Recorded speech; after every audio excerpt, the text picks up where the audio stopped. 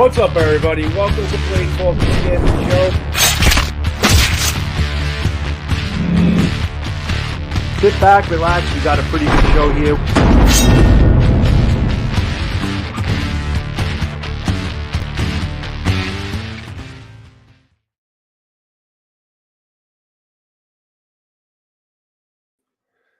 Welcome, everybody, to Blade Talk with SCAB and Joe. Man, I've been waiting for this show for a long time. The reason why SCAB and I wanted to venture into Blade Talk, obviously, our love of blades, and connecting with the community and talking about our love of blades, talking about knives and swords, every pointy stabby things. Okay, and that's basically what we're doing. But our main premise is also to talk about our amazing American knife makers, and we have pretty much a legend, one of the best right now, if not the best. Okay, we have Ernest Emerson in as a guest today, and this is just, I've been looking forward to the show for a long time, and I'm so happy that he joined us here today.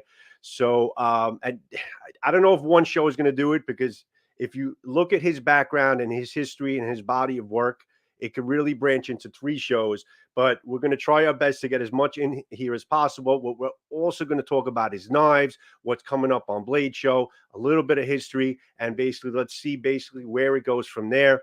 So, but before I do that, guys, as you know, our support for our U.S. veterans, hashtag 22 a day, or more importantly, hashtag 22 a day no more, because anything over 0 in terms of veteran suicide is too much. So appreciation to our veterans, appreciation to our active military is always supported on our channels. And vets, you're always welcome on Blade Talk and our corresponding channels. And again, my name is Joe from JS Bladecraft, coming to it from Choir Boys Outdoors. So without further ado, let's bring our special guest into the room. And here is Mr. Ernest Emerson. Welcome, my friend. Thank you, Joe. I appreciate it. I've got a lot to live up to after that introduction. I hope I can do that. You lived up to it already. You lived up to it already, and ongoing. So there's nothing you need to do more than that. It's an honor to be here. Thank you for joining us. This is definitely an honor for us to have you here. There's so many people. Actually, let me see. The comments are going to be here, but so many people commenting. There's so many lovers of your knives into the room, specifically Isaac Knives and Knowledge. Isaac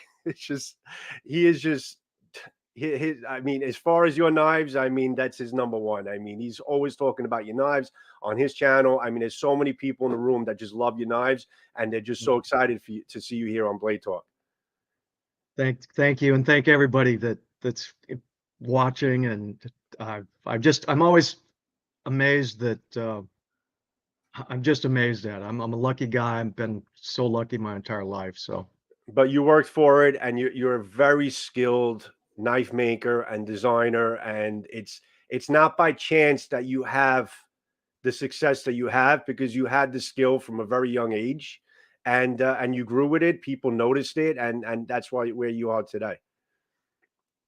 Well, I somebody noticed it, but it's funny, because I was gonna say, when I was waiting this evening to talk to you guys, I was thinking, I love this so much that even if all the knives that I make, I just put in a box and stuck in some closet somewhere, I'd still be doing it until the day I die. Because you love knives, you love the whole trade of it, the just blade craft in general. But let's actually bring SCAB into the room. Sure. Hello, SCAB. How are you, buddy? Yeah, don't worry about me, Joe. I'll be okay. We just had to finish our thoughts. Well, I'm glad you got. I just wanted to get my word in before you got in, because I won't be able to. That makes me feel so much better. Thank you. Welcome, SCAB. Now, good to see you, Mr. Emerson. I told you before, and I'll tell you now. Thank you, dude. This means the world to me. It means a lot to Joe. So thank you for being here, and we're looking forward to it. Well, you know what? You're very welcome. I truly appreciate the opportunity, and anytime we get a chance to, I guess, get the word out about furthering our craft, our love, our passion, I'm willing to do it anytime, any place, because it's one of those things. It's kind of like, if think about this, guys, when you say, besides the American flag, one of the things that, when I say patriotic, legacy, what's America, the Bowie knife is right up there at the top Yeah, when you think about that. I mean, that's how much a part of, I guess, our American heritage knives and things like that represent. So I'm just happy that I got a chance to kind of carry that on. So Well, you've done more than carry it on. SCAB, that's a cool chair you're sitting in there too. Oh, you like? Yeah, that's my throne. That is awesome. I might have to look into getting something like that. I think it would look nice. I think you'd look good in it. I really do. Joe's got in it. Hey, do me a favor, Mr. Emerson, if you would, just real quick.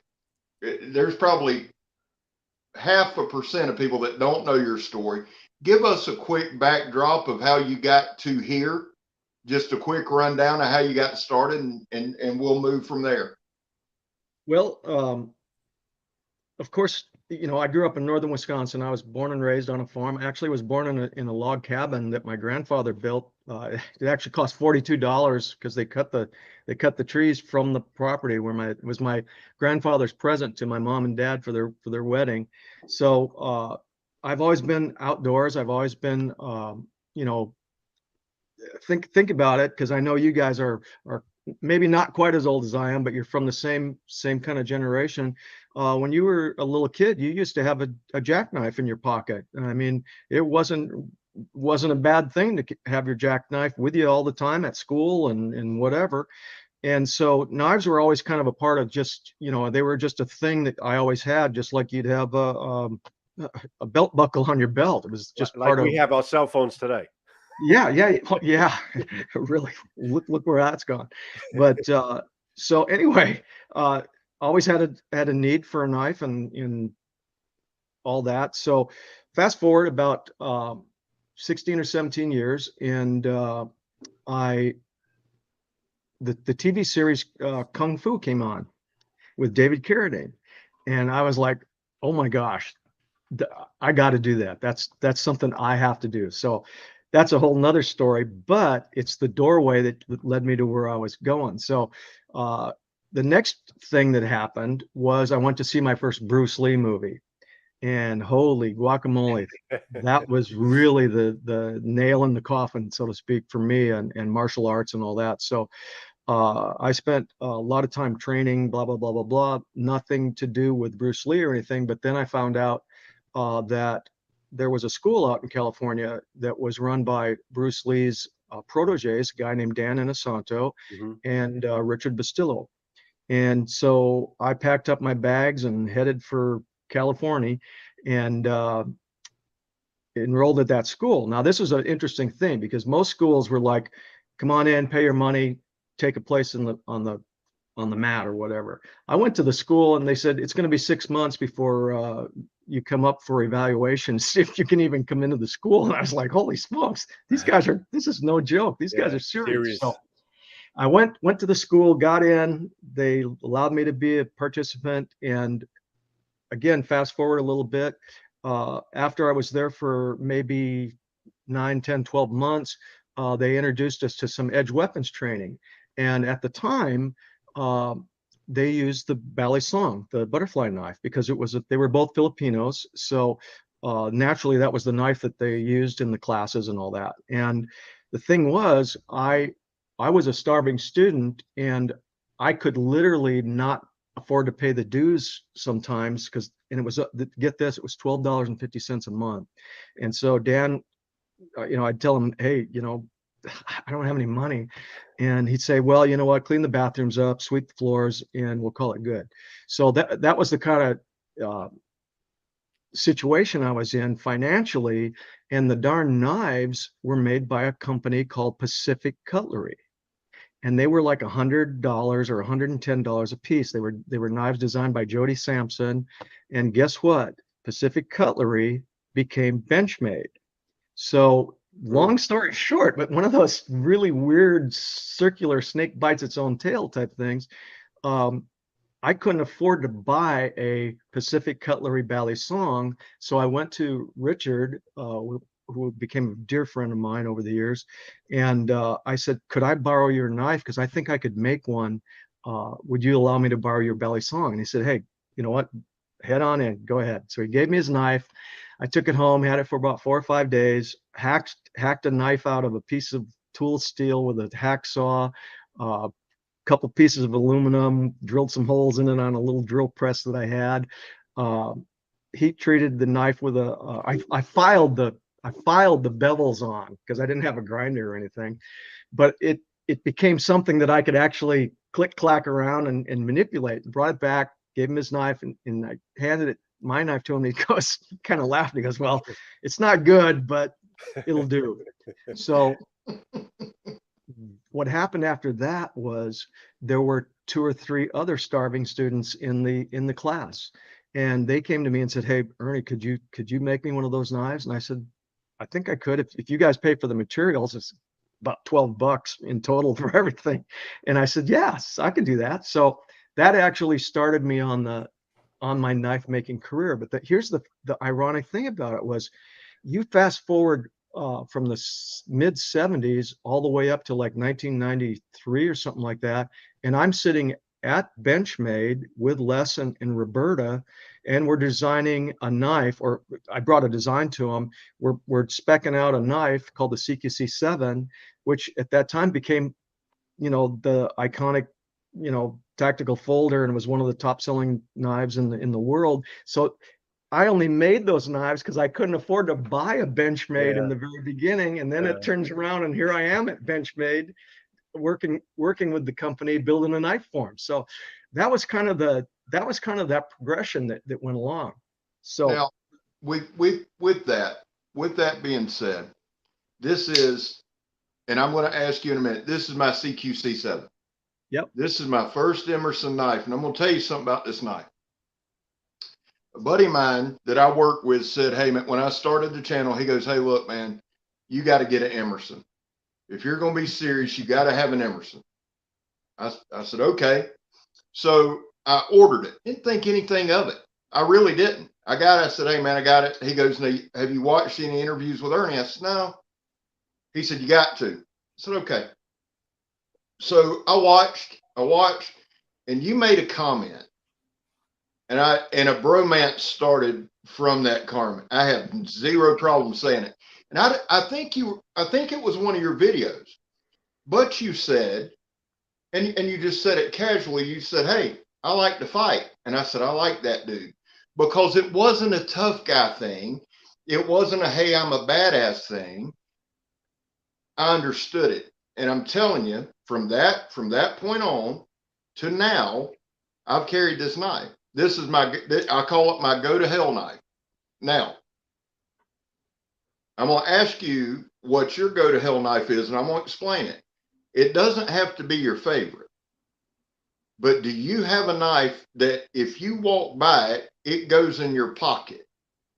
That if you're in the room with it, or you're going to do something, or you have a task, it goes in your pocket. Do you have one like that?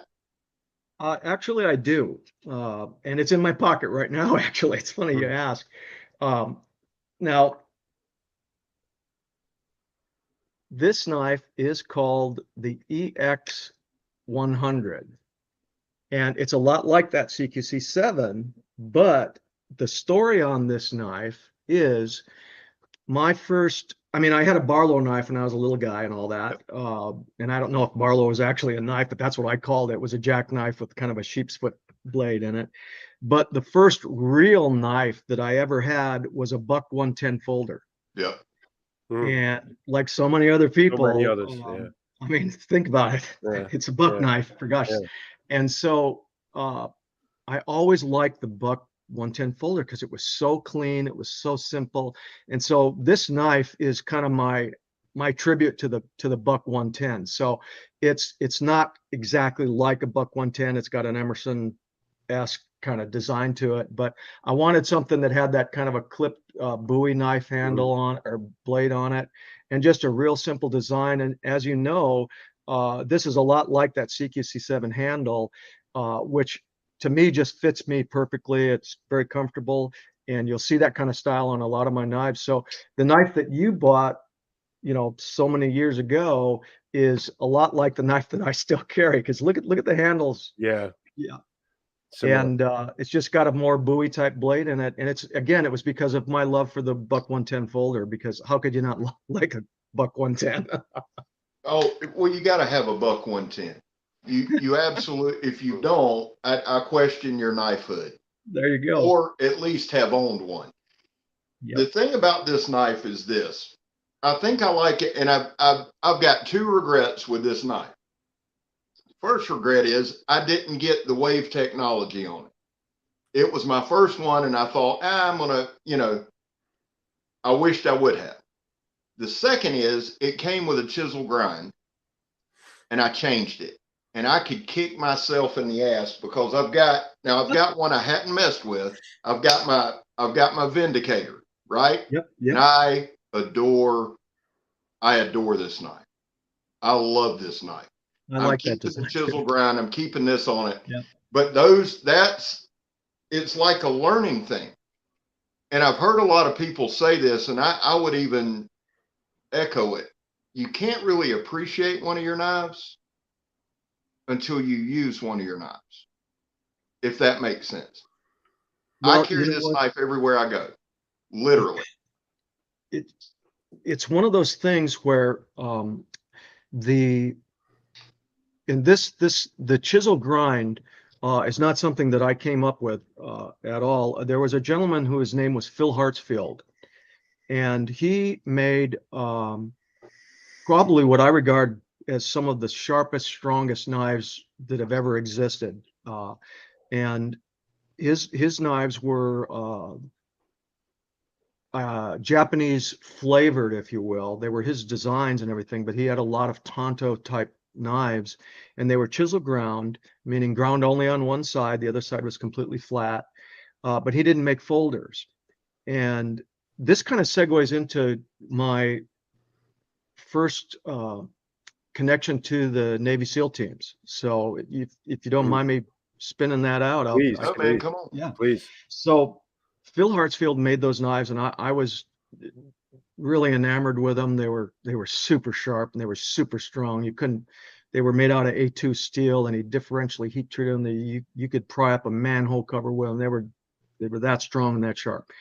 And so I know now, after the fact, I know a lot of the guys that were in the teams were actually getting some knives from Phil Hartsfield because they were so strong and so sharp. But I was at a local knife show in California. It was called the Southern California Knife Show, I think. And I was at my table, and three guys showed up at my table, and they were kind of scruffy looking, long haired, not squared away, not high and tight. And we talked for a little while, and they said, well, Ernie, we're underwater welders. And I said, oh, cool. That's excellent. That's an interesting job. I didn't even really know there was such a thing. And they go, yeah, we have to work on the oil rigs and stuff like that. So we do a lot of diving. But we'd like to get a folder that had some of these characteristics. And one of the guys pulled out a little Phil Hartsfield, kind of a short katana style, but short, and we talked about that for a while, and they said, could you make a folder and with this kind of blade in it? And I said, well, that's Phil's signature blade, and I'm not into doing that kind of stuff. And so they were adamant, and they said, we really want one, we think it'd be okay. So I called Phil up and talked to him, and I asked him and said, would you mind if I made a chisel ground knife? And he goes, Ernie, that's my signature blade. And I said, well, Phil, I'm going to make a folding knife. And for some guys that have some of your knives, they just want a folding version. And he goes, you know what? He goes, I'm okay with that. That's good. You called and gave me the respect to at least ask permission, and you didn't need to. And I said, well, for gosh sakes, why wouldn't anyone do that? And so anyway, Phil became a good friend of mine, but I made the first 6 knives with different kind of blade styles, not so much the tanto and stuff like that. And on the 6th knife, these guys were like, that one's okay, that's good. And that became the CQC 6, okay, which was a knife that I ended up making for a lot of Navy SEAL team Navy SEAls. Yeah, I read personnel. that. Yeah. Yeah, and so anyway, that was the start of my association with the underwater welders, because about a year went by and these guys had come up to my garage, because that's where I was making the knives at the time, in my garage at the house. And one day they came up and one of the guys said, Ernie, we haven't really been forthright with you about, who we are. And I was like, okay, where's this going? And they said, we're really not underwater welders, we're Navy SEALs. Oh, And wow. this was at a time when a lot of the Navy SEALs that was before the movies and all that other good stuff, and before the books and everything. And they said, we're attached to a special counterterrorist unit within the Navy SEAL teams. And they didn't really give me a lot of details or anything like that. But that one thing led to another, and that introduced me to Dick Marcinko and his merry band of pranksters. And one thing led to another, and pretty soon, I guess it was just, we had a good time, because I never really told anyone who I was working with or what I was doing. And that was a good thing in their eyes, because they knew that, what they told me was, they said, we figure you're good wood. We've been around you enough that, you're not going to whore out our association or mention anything about who we are and what we do. And I said, well, I wouldn't. So anyway, that's the other part of the story that led me up to Benchmade, because Benchmade, when they approached me, they said, we want to make that knife you're making for the SEAL teams, that's CQC6, because the word, it's like anything else. Anybody who's in the military or something, you get a new gadget, the first thing you want to do is you want to brag on it. You don't have one, I've got one, but check this out. Yeah. So the word had already started spinning around, because I got a call from one of the guys at Benchmade that knew all about it. And I was like, that's funny, because I really haven't told anybody about it. And so he heard it through the grapevine, through the guys that were at different areas, at different whatever gear trade show type stuff. So they called me and they wanted to make that CQC6, and I said, no, man, I can't do that. I can't do that. That's my flagship knife. That's my that's my baby, my firstborn. And I said, but I've got this other design that will give you a lot of what the CQ6 has. And I think it's probably a better overall user type knife for the person who's just a plumber or a carpenter or a rancher or whatever. And that was the CQC7. So that, it's just funny how these little streams, at some point, they always merge into the main river. Yeah. And I happen to be on a couple of those little streams and merge into the main river. Let me ask you this, because I've never really thought about this until you were just saying it. When they came to you and they said, okay, this is who we are, this is what we do, did it add any pressure to you at that point? Or did you feel like, did it give you more of a sense of responsibility? Like, okay, not that you didn't take it seriously, but did it add any gravity to, hey, this is the real deal stuff now, and I did it? Or was it just like, I know these guys good enough? And what was the response? It was huge. It was like I had been admitted to a club to be able to hang out with these guys and talk to them, and they asked me to make something for them. And think about it, because again, a knife is a tool. It's just a tool, but there is the possibility that sometime it could be a life-saving tool, or it could be a weapon tool, depending on it. And so I realized that at some point that what I was doing, that someone's life could depend on that design, that knife, that build, that structural integrity, everything about it. And so, yeah, I took it extremely serious right from the get-go, because there was another factor that was in there. The team guys were my harshest critics by far. Yeah. But they were my most ardent supporters. And so if I was doing something and it didn't meet their criteria or their standards, it was like, Ernie, what the F are you doing? Yeah. This is a piece of, you know what? And luckily none of that ever offended me, because I was like, okay, cool. These guys are dead serious about their gear and everything. They get the best stuff that exists, things that aren't even going to be on the civilian market maybe for 2 or 3 years down the road, from silencers to special weapons to special ammunition, night vision, everything. So I thought, holy smokes, this is awesome, and I'm going to live up to those standards. And so nothing that they ever critiqued of mine ever hurt my feelings. I just use it as a jet fuel for the evolution of what I was trying to do, which become a better knife maker. So yeah, I took it extremely serious, because they were serious guys, and they were involved in the protection of our country and their teammates and all of that good stuff. So yeah. Well, I appreciate you answering that. Honestly, I had and I didn't think you wouldn't, but it never struck me. But when you were talking about it, I thought, holy shit, that would be, because you take pride in what you do. You've come from making your own ballet song so that you can take martial arts, to now people are coming to you, to now these people are some of the best our country has to offer. They're taking my gear into a foreign land.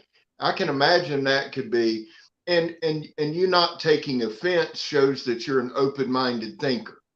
And we went live last night as well, and we're talking about certain things afterwards. I'm not gonna get much into it, but there is a group out there who, when they produce something, man, that's it. And if you don't like it, the hell with you. You know what I'm saying? So Yeah. the fact that you're willing to change and willing to take that critique speaks volumes as well. Well, you know what? I've always looked at knife making no one on earth needs to buy an Emerson knife. Not one single person. There's knives that you can buy a million different places, from thousands of different knife makers, hundreds of different knife companies, and they'll all serve you well. If you treat them well, they'll serve you well. And so no one needs to buy an Emerson knife. So every time a person steps up in front of me and has an interest in something that I'm doing, that person they're the person that's putting a roof over my head. And who am I to tell them they don't know what they're talking about? Or you know what I'm saying? Yeah. It's the customer, the user, that tells me what they want. And that's one of those things too, is that I've always just wanted to listen to what people want. What do they use? Because I always use a stupid analogy, but I always say, look, I could make the best shoes in the world, the best. But if I only made a size 23 shoe, probably not going to sell too many of them. Right. So I got to sell a shoe that's going to fit most people, so to speak. And so I've never lost track of that. And it's, I want to make a knife that's used. Now, one of the things that I also need to say is this.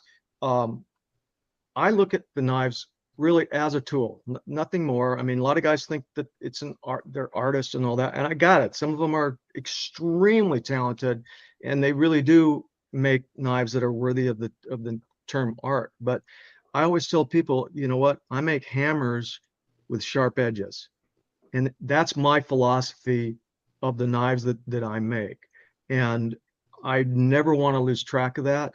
I make some fancy knives, yes. There are some people that really want some of the fancy ones, and we'll talk about that in a minute, because I got a couple fancy ones sitting here. Yeah. But again, my blood, my heart, my soul is built around. If I can't beat the hell out of it, it doesn't go in my toolbox. And it's just the same thing with my guns and everything else. They're either shooters, or I really, and believe me, well, I don't want to get into that, because I don't want anyone knocking on my door, but I've got a few guns, and a lot of them I won't use because they're just too nice. So, you know what I mean? Right. Well, I'll tell you what, we're gonna move into what you're here for. in just a second. But I wanted to tell you this. One, I love the knife, and it's not because you're here. It's documented on my channel. I've got 2 or 3, and I use my shit, and that's something we do quite a bit. The CQC8.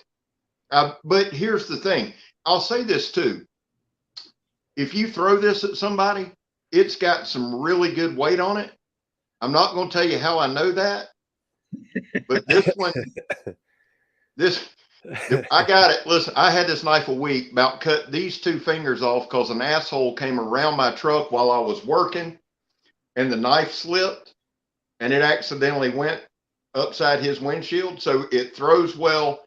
It's very durable, works well. But let's do this, because we do need to transition. I want to give you your time. What makes an Emerson? What is one thing that you do different than anyone else? And then we'll move into the different stuff. Well, I was, again, I'm full of analogies and stories. That's so, okay. I was a 1911 guy, and I love 1911s. It's an iconic American firearm. I love the mechanics of it. I love the 1911 design. Browning nailed it. And I always had those. But I'm telling you, the first Glock that I ever picked up, and this goes way, way back when they first started coming to the United States, I picked up a Glock and I was like, you got to be kidding me. He made this gun for me. It fit me like a glove. And it also had all of those things that I like, which are simplicity, great lines, just super simple, no gadgets, nothing on it. And so one of the things that I found in my life with all of the things that I have has been the ergonomics. And I always, and again, this is me talking about my stuff, so I'm a little biased, I guess, but I think that the ergonomics of the handles has been probably the most important thing for whatever combinations of reasons. I seem to be able to design a knife that fits most people's hands. And one of the supreme compliments that I get above all is, God, it feels like you made this knife just for me, when someone walks up to my table and picks one up. And I hear that a lot. And I'm sure other knife makers probably hear the same thing too. But for me, that's like a hallmark stamp put on, you know what, that I'm doing the right thing. And so I think probably the ergonomics, and also the fact that because I was working integrally, I guess the way you pronounce it, with the guys from the Navy teams and all that, because I did a lot of instructing and that over the years. There's a certain size and length and all of that good stuff that a tool has to work in high stress environments and things like that. Because I'll tell you another quick little story. I've had guys that were other knife makers and all that sometimes come up and they'd talk to me, and it's like, you got to see this. I designed the ultimate police knife, and they'll pull out about a 18 or 19-inch Bowie type knife. It's that long, and I look at it and I go, man, that's really a nice knife. But in my head, I'm going, you know what? Oh, that's going to sit on some guy's shelf. Yeah. It's painted black and it's got G10 handles or whatever, but it's just too big. So even in the fixed blades that we've done for military and police, it has to be something that you're going to have with you, and it's not going to be a burdensome object that you need to fiddle with because it's too long or too heavy or too clunky or whatever the hell it happens to be. And also the fact that I think, U.S. soldiers have always carried pocket knives. There was a lot of pocket knives developed all the way back to World War I and all the way back to the Civil War. So a pocket knife is something that today's soldiers a lot of times are not in full battle dress uniforms. They're not in all geared up, and they're in blue jeans and they're in casual dress and things like that. So I had to look at it and say, it's got to be something, and police officers also, same thing. It's got to be something you're going to have with you all of the time, 100% of the time. Because I always use this dictum, you don't get to pick violence or an emergency, it picks you. That's right. So you could be asleep in your bed, you could be at church, you could be out to dinner, you could be driving your car and roll up on an accident or whatever. You've got to have your tools with you at all time. And the same thing goes for guns. I don't want to talk in detail about that, but if you don't have a gun with you 100% of the time, you have it with you 99% of the time, guess when you're going to need that gun? That's right. That 1% time, and ain't going to be there, and you're going to say, damn. So again, those kind of philosophies and those kind of principles about what knives I've made and things like that, they had to be something that was, I don't make the great big giant folders. I've made some that are getting a little bit to the big side, but it's still got to be something that you can slip into your pocket and have when you're going out to dinner with your wife and the kids, and not have it be something that's in the way or anything like that too. So go ahead, SCAB. Yeah. Well, I'm sorry. No, go ahead. My son's I'll say this. My son's in the academy in Alabama right now. He was in the Marine Corps. He just enlisted back in the Alabama National Guard, and he is in the police academy in Tuscaloosa. And when he graduates, I'm going to gift him a Vindicator. Oh, no kidding. Yeah. I want him to have something that cool. That if you need it, it's there. Here's the thing, and I believe in this firmly, right? I've been cut. It sucks, and so I look at it as a tool, but I am a huge advocate in using your stuff. Now, if it's one of your steak knives that you've made, then yeah, you're not going to go. But I am a huge advocate in using it. There are folks who will buy a knife and say, well, it's for self-defense. They never take it out of the box. They never put it in their pocket. They don't stab a bottle with it. So it's not going to do, and I agree with you. But the one thing I'm going to say, and then we're going to transition to Blade Show. I have 3 of your knives. I think I've had 5. I gave 2 away, but I've had 3. I have 3 different handle styles, right? And every one of these sumbitches fit my hand. It's crazy. What I'm going to do when we're done is I'm going to send Joe. I'm not sending you my CQC7. That's not happening. Joe. But I'm going to send Joe my CQC8 and my Vindicator so he can see. It's important, I think, if you're on YouTube, to have an Emerson. I believe that. Now, having said that, let's segue into what you actually came on for. And I'm going to turn it over to you, and you take from here, and we'll sit back and watch. Well, thank you, Joe. The thing about those knives like you're describing too is I've used every single one of those knives to cut steaks with, and being a rancher and being around animals, the other thing is there's going to be a wreck at some point, and many times over. There's always an emergency. There's always somebody getting tangled up, and so let me just say something about knives in general to start with. The club or the rock may have been mankind's oldest tool, but I'll tell you what, the knife was probably number 2, because the minute that rock broke and there was a sharp edge on it, that was the first knife. And the thing about knives that I love so dearly is I don't think, we're millions of years from that primitive man, Homo habilis, I think was the guy that they said was the first guy making some tools.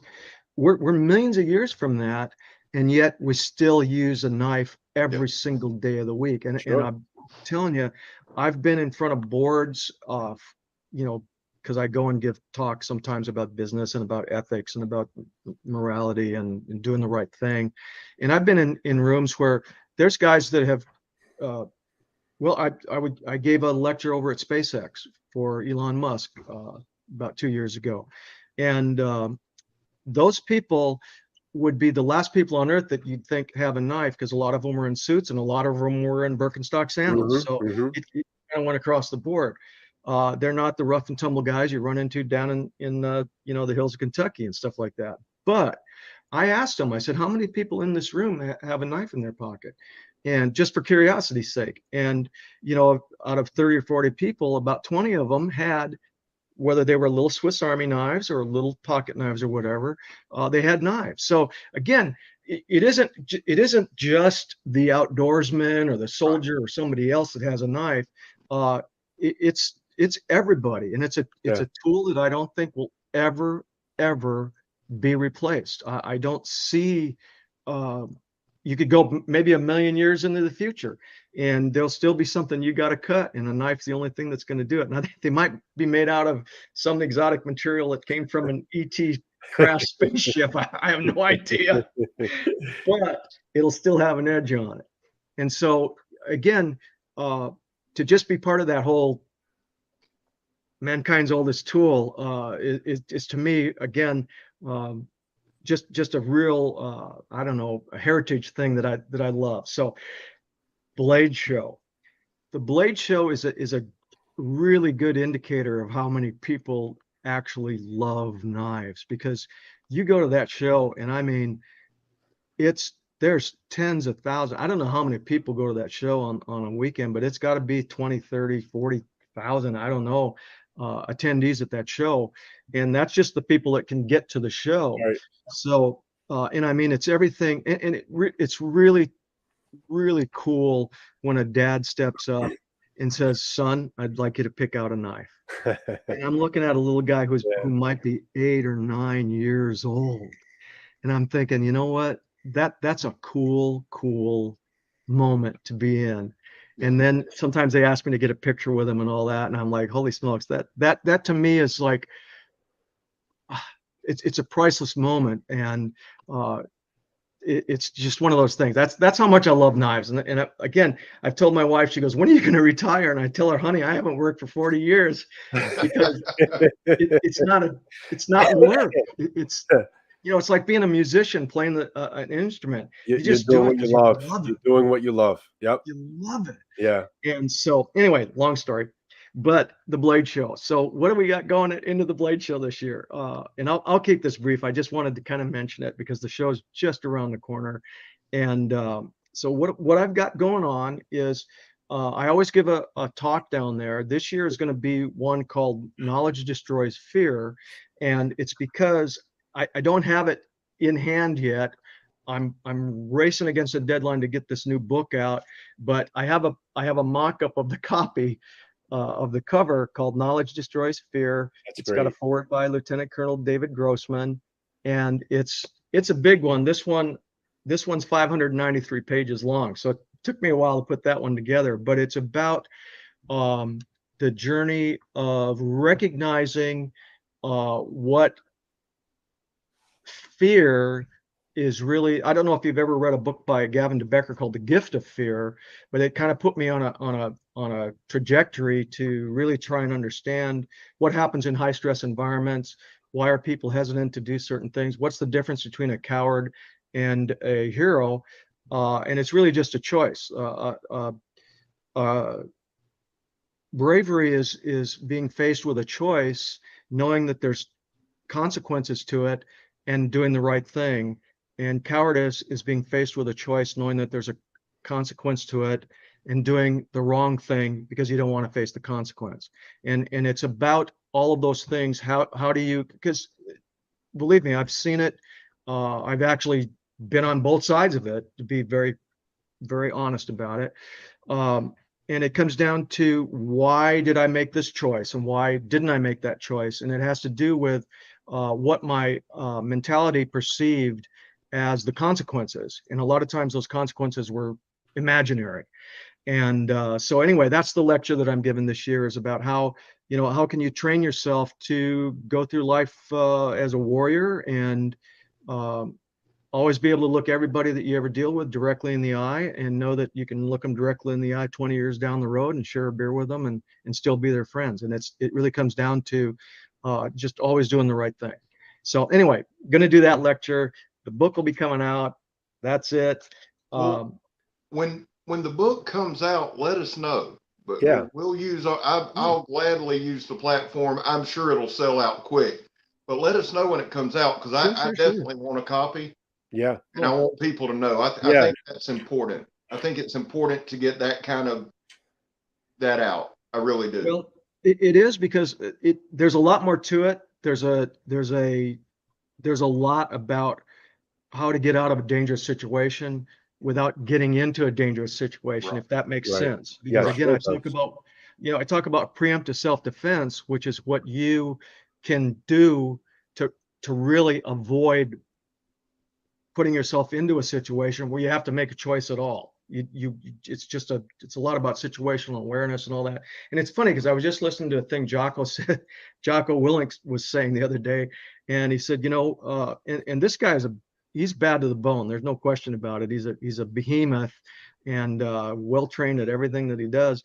And it was funny, because he was saying, my best self-defense weapon that I possess is my feet, and their ability to run and run fast. So, it's again, that's that preventative thing. Like, why get into a tussle unless that tussle is so close to you that there's no way to avoid it, or if you need to protect an innocent person, whether it's family, friends, or just a stranger that's in need of protection. So, anyway, that's what that lecture is going to be all about, and so we're going to do that, and then, but the real big thing that we've been working on for a couple of years is we started a whiskey company called the Emerson Whiskey Company. That's And awesome. our first run of whiskey is a single barrel, single cask, family selected out of, I'm not supposed to tell you the name of the distillery, but it's in Owensboro, Kentucky. It's 100% Kentucky straight bourbon whiskey, and we're very proud of it. And the cool thing about it is, well, I'll show you a picture, or I'll show you a bottle of it here. Oh, you got it. Well, there you go. That whiskey, the run that we're doing, the first 100 bottles come with a knife that's made from the barrel staves of that whiskey barrel. And so I've got the 100 of those knives that I've done, and it's a new design. We call it the bourbon knife, and this is one of them. And it's got the handles are absolutely beautiful, because I don't know if you guys know this, but the white oak that goes into the bourbon barrels is the #1 top grade oak that exists on the planet Earth, and the whiskey barrel manufacturers get the best oak way in advance of what all the furniture makers and the flooring guys and Home Depot and everybody else get. So it's the best oak that exists. And so the handles are absolutely beautiful. I had no idea how striking some of these handles are that come from these whiskey barrel staves. Now, of those first 100 knives, because the first 20 are completely handmade, what I call custom knives. They're handmade, they're hand ground. They have all titanium, what we call tank tread backspacers. They're highly finished. Everything's polished and anodized. So the first 20 knives that are 001 through 020 come with the match bottle of whiskey for the first 20. So the first 20 knives are all custom made. The remaining 100, that's 80 left over, are factory knives, but they might as well be custom. The only thing I didn't do is grind the blade, because I spent as much time working on these handles to get all 100 of these knives done as I did on any custom knife I've ever made.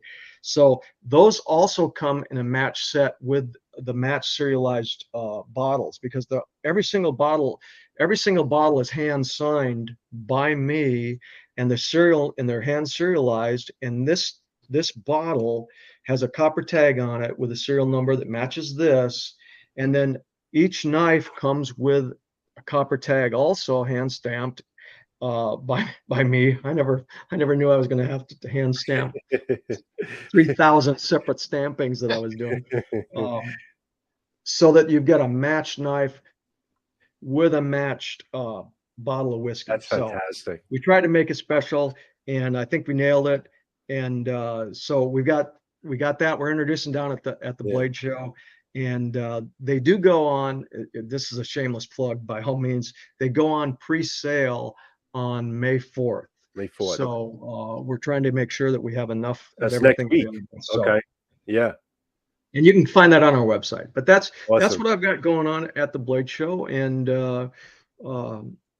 again, it's become more of a family reunion for me down there than a show, because I spend more time just talking about whiskey and what's going on and having a good time than we do sometimes about knives. And it's funny too, because I tell people, the same thing. These knives are the same thing, Ernie? Yeah, those are the custom ones right there. Those are the 20. Those are the 20 custom knives. And but it's funny because being out here where I live right now in California, I go back to my hometown in northern Wisconsin to see my family and everything once a year.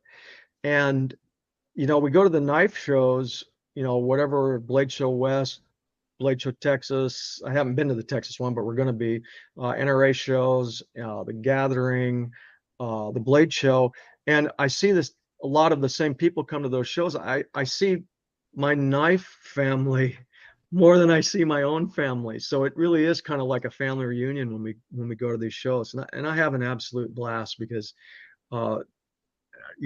talking about knives and whiskey and guns and all that good stuff. I'm like a kid who just died and went to heaven. So, well, I love the graphics on your bottle. I absolutely adore that. And the knife, Joe, can you put us all back together? Yeah. I'd like Ernie to show that knife again, if he would. Sure. Do you mind showing that? That is beautiful. Absolutely gorgeous. It's actually it's a good design. I really like it. I just don't have one in my pocket right now. Man, because I love it. We're trying to make sure we got enough to match all the whiskey bottles. But it's got a Bowie type blade, because being that this is all happening down in Kentucky and everything, I wanted to kind of reflect that same kind of legacy of the American working man's knife. It's got a real comfortable handle that you'll see on some of my other models, very similar to that. So it feels really good in the hand, no matter what grip you hold it in.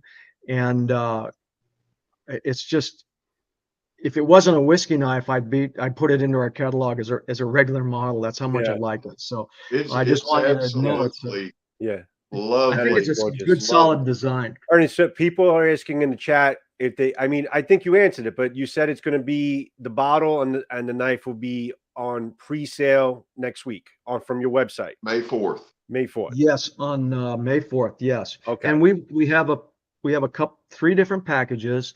There's the custom knife and whiskey package. There's the production knife and whiskey package, and then there's just the whiskey all by itself. So if you're just a whiskey guy or just a knife guy, the knives can only go with the whiskey because they're serialized to match. So they got to stay paired up. But so here's kind of the deal. And I didn't mean to interrupt, but it's my show. No, you didn't. What I do.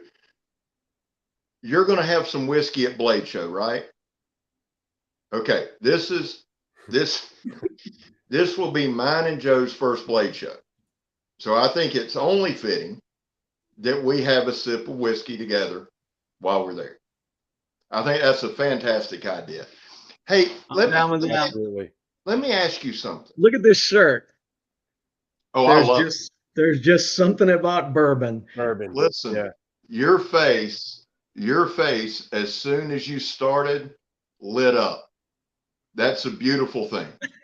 So it just shows the passion. I mean, Yeah. as soon as you begin to talk about the whiskey, your face just lit up. And I thought, because here's what that tells me. We got something going with that. That's going to be, if you put that much of your heart into it, that it makes you light up, and that you're confident about what you're putting out. That I love that. Absolutely love that. Well, And the knife. So we got two things, and as long as you want to talk, brother, we'll talk, because okay. This is something I've been looking forward to for a long time. The book, which I think is very important, and then we're going to do May 4th. You're going to pre-sale. You can do the custom knife. Now, when you say custom, you did the grinds, you did all that. Yeah, that is 100% made by me, start So to finish. that's a true. This will be a true Emerson custom. Yeah, it would be. It actually goes. The custom knives that I sell at the blade show, because we always have a lottery down there for the custom knives.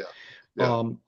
I put more work on these custom knives than I did on my actual custom knives. And that's not saying that I don't do a lot. I do 100% of everything on those custom knives, but because this wood started out as a stave of whiskey, or a stave of a whiskey barrel, I couldn't just take a sheet of micarta and things like that and saw it out and drill it. We had to do a ton of work on it. And then again, these are highly finished and highly polished. So these custom knives would be, they fall into a category that I kind of called the super customs, because just so people understand something about my knives, my custom knives are literally hammers with edges. Like I said earlier, they are not fancy. They're dressed down. They're bead blasted or sand blasted.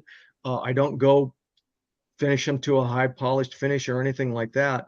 And it's a funny thing. It's a funny situation that I'm in, because I look at knives that are absolutely stunning. They're beautiful. They're engraved. They have jewelry, jewels inlaid in them. They have, fancy, exotic materials and all kinds of file work and all that. And I go, damn, those are some really nice knives. I'm making these dressed down, sandblasted green micarta knives, and that's the same knife that I've always made, basically.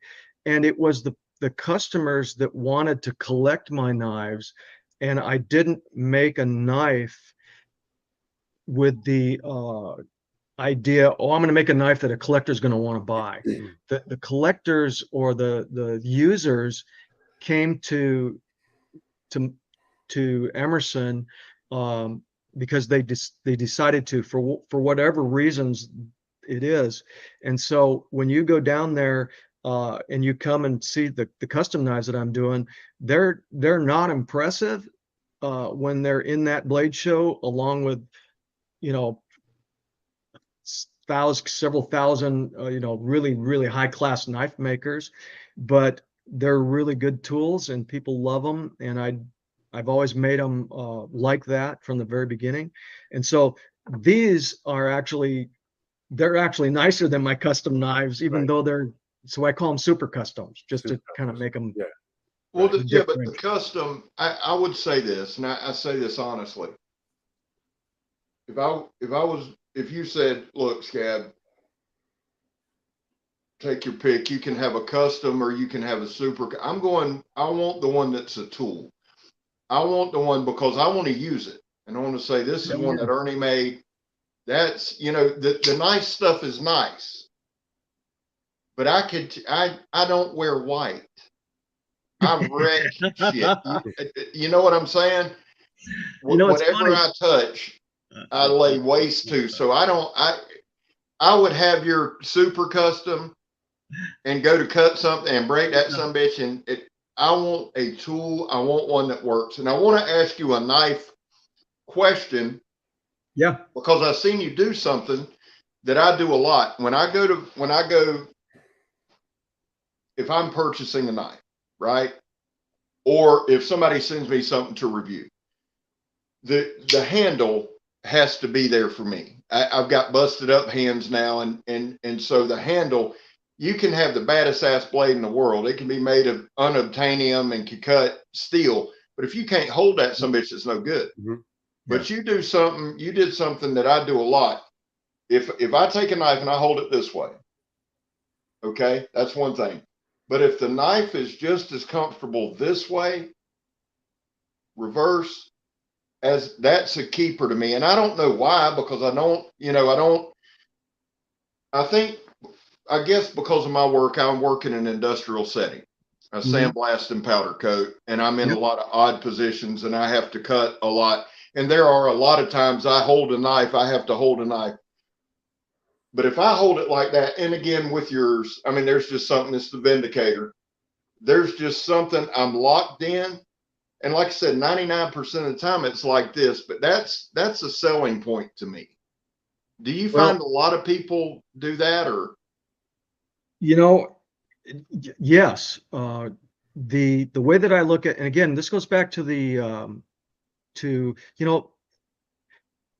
I always design the knives looking at them. They're a tool, yes, but if they ever have to be used as a weapon of self-defense or whatever, it's got to satisfy that requirement also. And that comes back to where and who I was working with in the very beginning, because their knives were actually tools, and they needed to be available as a weapon if it's a last ditch weapon, if it came down to that.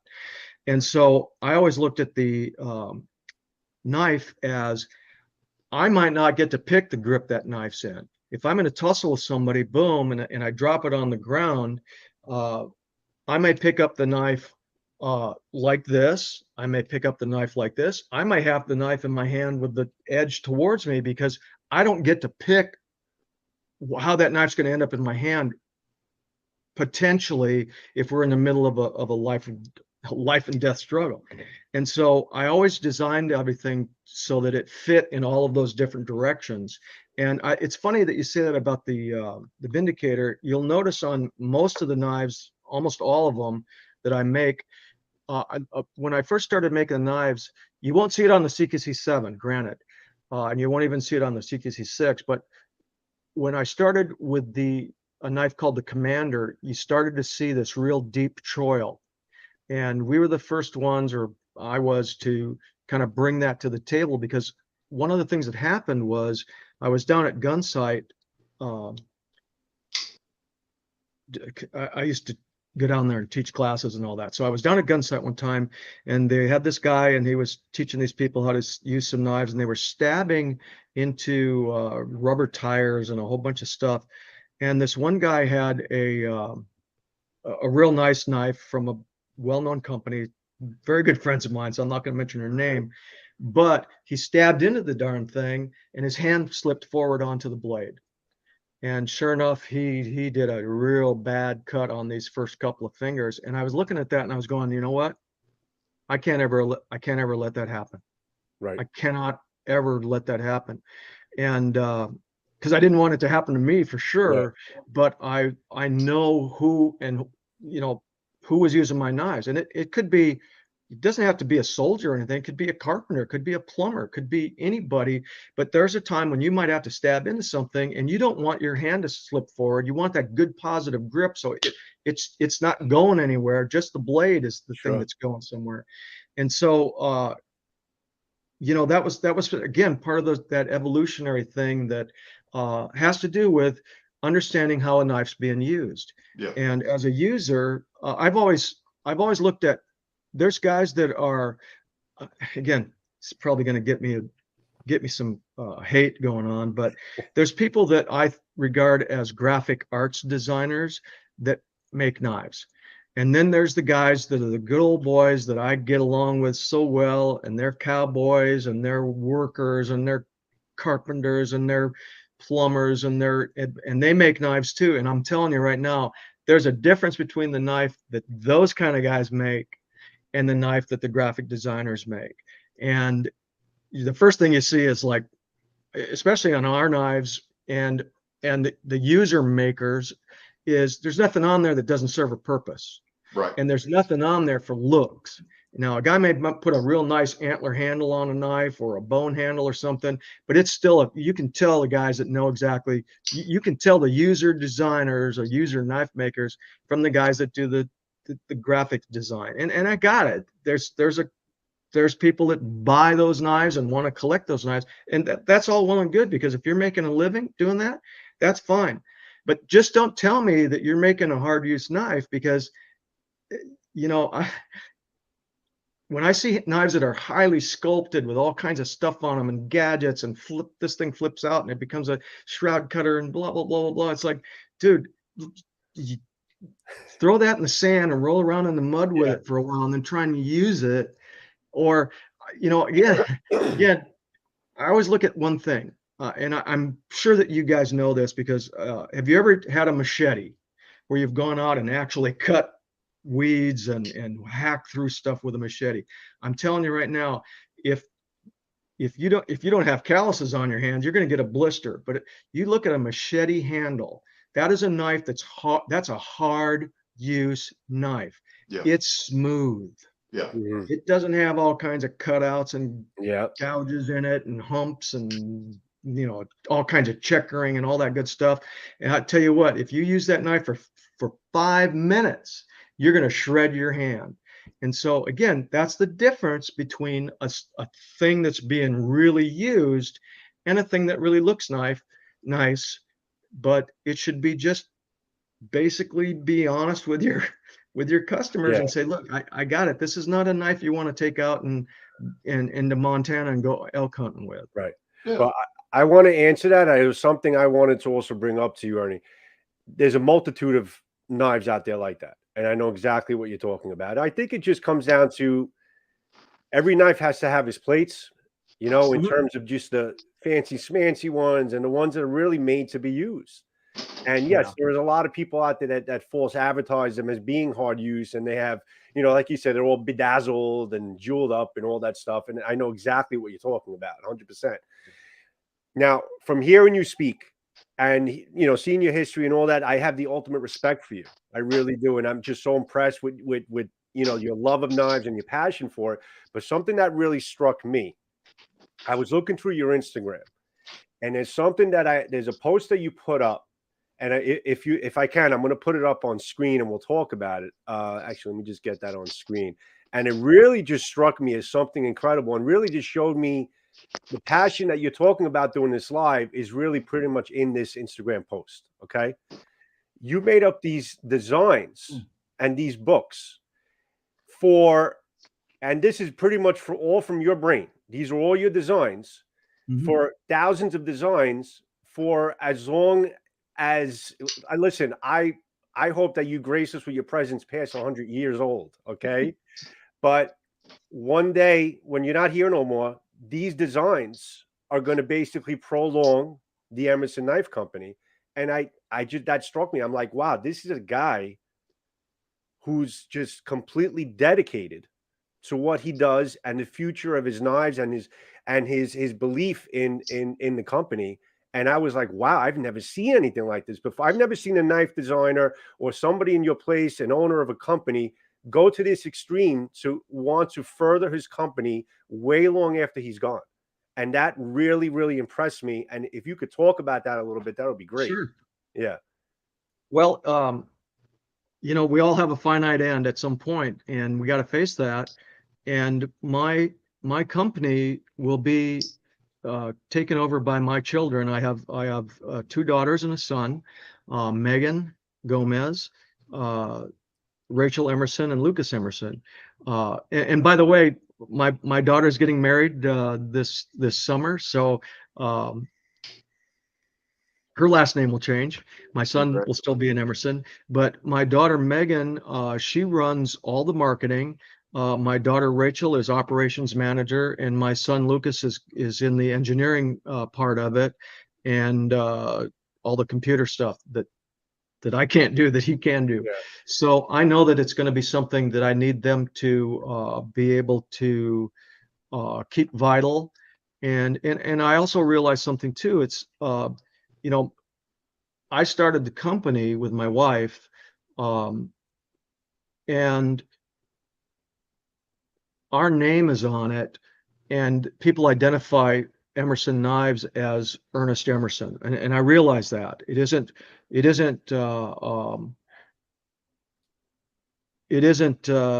Techno-Wiz Knives, which doesn't have a personality. I made up the name, but you understand what I'm saying. Sure. Our company has a personality, and those knives need to reflect, I guess, a founder's legacy, if you will. And so again, it's not hard for me to have a couple of thousand knife designs, and it never was hard, because that's part of that whole thing that I love doing so much. Is I'll sit at home on a weekend, and sometimes I'll have 10 to 15 new knife designs, and it's fun. I get into kind of a, I don't know, almost A meditative groove. state. Yeah. Like a meditative state. Yeah. And I can't actually get the knife design out of my head fast enough before I start working on the other one. So some of those pages actually have two knife designs on the same page, because I'll draw the and then make a copy of it. Can I show you now? This is my favorite design of yours. It is not an Emerson. I will have an Emerson. This is a zero tolerance. Yeah. This is my all-time favorite design of yours. Is it the Quaken? Am I saying that right? Nope. That is one of my original Viper knives when I first started making the hard use knives, and it was called the MV3, model Viper 3. And when when Kershaw and I were talking about the knife designs, I said, man, I've got this really, really nice design that I've only made as a custom knife, but it's really a nice design. It's one of my favorite knives. It's a fighting knife design. And I showed it to them. They said, oh, that's a cool design. Yeah. Do you mind us, making that one? I said, no, that our company, we're not Kershaw, we're not Buck, we're not Gerber, that's making tens of thousands of knives each month. We are a mid-sized company, and I've always wanted to keep our catalog number of knives in a manageable quantity, so that when we introduce a couple new models or a new model, I actually have to take a couple models out just to fit them in. But I never had room to put that knife in our catalog. So Kershaw said, we'll make it. And I said, excellent. Let's do it. I was, honest to God, I was hoping because there's just, it's very clean. One thing with me, Mr. Emerson, is this: the more a knife looks like a knife, the more I like it. And so the lines are incredibly clean.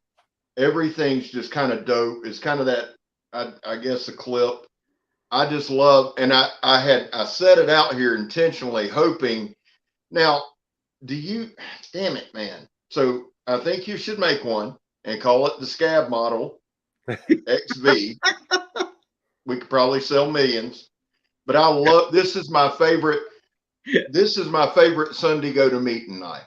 It just is. Oh, it's a beauty. They did a great job. The CQC7's just, if I don't have it on me, I can tell you where it's at. Yeah. But this is one that I do enjoy carrying on the weekends. What do you have, a model that's a Quaken? Yeah. Is it similar? It's a little bit smaller. Okay. And the Quaken has a top line that kind of goes straight out. Okay. The handle all the way out to the point of the knife, and then the blade is below that top line, so it doesn't come down and meet like that knife. That intersection of point is just about on dead center. Okay. So the Quaken knife would be a straight line across the top, and then the edge comes up to meet the top line. Kind of a slight trailing point, maybe. Yeah, it's a Japanese style. That's that I've always liked. I've really liked Japanese style blades over the years. So I don't want to hold you longer because I know you're incredibly busy. But that tomahawk right behind you, Yes, sir. is that your design? No, that isn't. And it's unfortunately it's wired onto the. I have it wired onto the wall, but that is a 1,000-year-old Viking axe. Wow. Seriously. And Wow. it's got the handle isn't 1,000 years old, but the head is 1,000 years old because I collect antique or antiquities. Let me show you something. I don't know if you'll be able to see it. You see that? You see that sword? I That's see a Yes, sir. sword. I see a yeah. sword. That is again, that's a 1,000-year-old Crusader sword from the Levant that I rehafted with a handle on it. And I've got a ton of I've got a ton of ancient Roman weaponry, and I actually have an actual Roman gladius. Well, let me show you this one. This is a smaller short sword, not a classic style gladius. I'll be right back. My sword peeps in the room are probably drooling right now. Dude, oh, that's, This, Oh, wow. oh, wow. again, this one is probably, I think this is about 140 AD or so. And Oh, my again, Really? I hafted it with a handle that I put on it just so I could Yeah. have it as a hanger. Yeah. And this is not a classic, what they call Mainz type style, and it's not a Pompeian style. It's kind of in between, but I have a Mainz style blade that actually the Getty Museum, because I had friends that worked there, they actually asked me if they could put it on display at the Getty Museum out here in California, because they have a great Roman collection of statuary and all kinds of stuff like that. So I was like, no, I think I want to keep that one myself. But I've got a ton of stuff, and I have stuff that goes all the way back to Neolithic stone axes, and Really? oh yeah, I'm a knife guy, weapons guy. Yeah. Weapons guy. Yeah. Yeah. That's so. Let me ask you this, and then I'll shut up because Joe's going to kill me. No worries. I don't want you to run long. But when you I got have a plenty of time, sword so. like that, when I'm you have sorry? a sword like that, or the axe head, or any ancient weapon, how is the balance there? Do you feel it and go, damn it, man, they had, yeah, or the Crusader sword? Yeah. Do you get a good feel? Yeah. And are you impressed with their technology for their time? Oh, absolutely. Because the thing about it is, if it didn't work, that's the thing about like the Japanese katana, so to speak, Right. or for example, that design was developed, and if you look at the history of the Japanese swords, there was a lot of stages of development until it kind of reached the, I guess, epitome of the best working model. And again, swordsmiths from different areas of Japan and all that had little nuance differences. Their tips were a little different and things like that. Different But curvatures, everything. Yeah. yeah, but the overall sword was pretty much the evolution of it had reached a stage where it worked, and it worked well. Now, the thing is, we see all of those and go, wow, they really had their what together. But there was also a lot of things that we don't see that were thrown in the trash pile or buried with the guy because his weapon broke or it didn't Right. work well. Right. And so what we have remaining generally are the things that worked the best, Right. because those Mhm. are the things that were used. Right. And when your life depended on a tool or a weapon where you were literally this close to the guy that was trying to kill you, things had to work well. And so those designs that were evolved out of actual battle and warfare and hand-to-hand combat and man-to-man combat, they reached they either worked or you died. And the weapons makers knew that. And if they weren't making the right weapon with the right point of percussion and the right balance and all those good things that we can talk about, They didn't. What are you go? This guy makes swords, and everybody who uses them, they break in half. No one goes back to him and gets any more swords. So again, it's when things are driven by necessity, they either work or they don't. Right. And so, to long-winded answer to your question, Scab, is yeah, the balance and the feel, the ability to swing them. Now, my handles might not be exactly the same as what was on this, but it's from a historical standpoint, it's very atypical of what kind of handle was on a Gladius at the times. But they had different changes in some of their handles too. But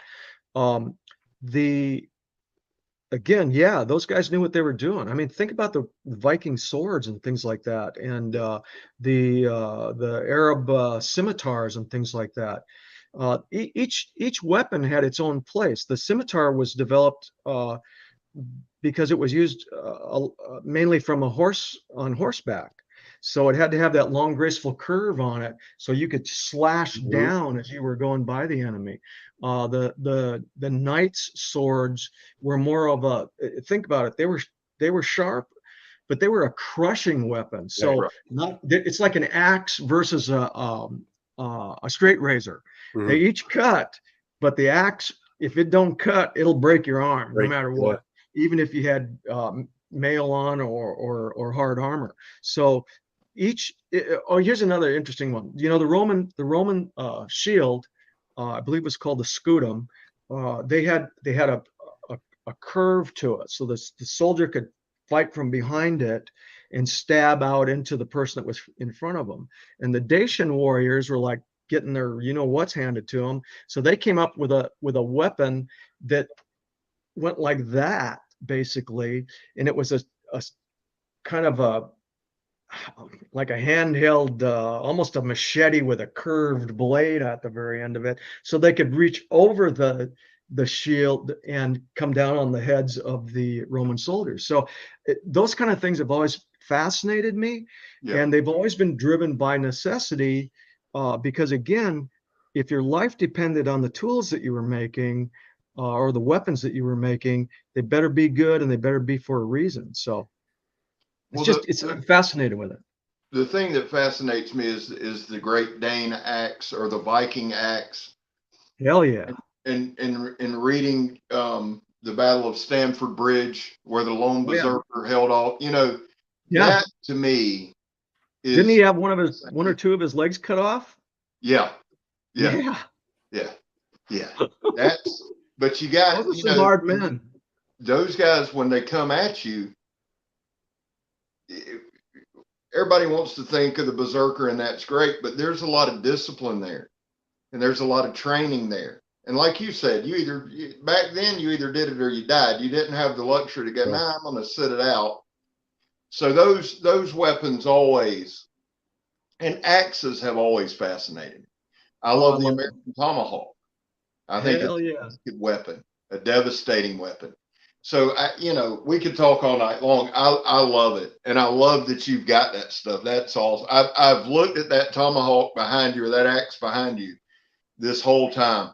It honestly has kind of, from here, it has kind of that Americana look, and that might be the handle, but that's just absolutely amazing.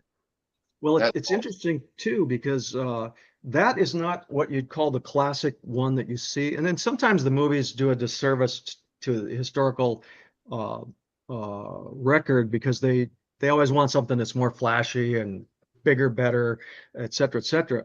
But those things about those axes, including the scram sacks, or the Saxon knife sacks that was carried by all the Danes and the Northmen and all that. It was a weapon, but it was also their cooking tool and their utility tool and all that. And again, an axe like that, you might have had a battle axe, but a lot of the guys, again, if you look at Japanese history, most of the weapons that the martial arts guys used, those are farm implements that evolved into weapons, like the kama and the tonfa and all of those different things. The nunchaku were used for flailing rice and all that. Those tools we're a weapon, and you got to go out and Sven, you got to go cut some firewood because we're running low here in the longhouse. So it's again those kind of things, because you can't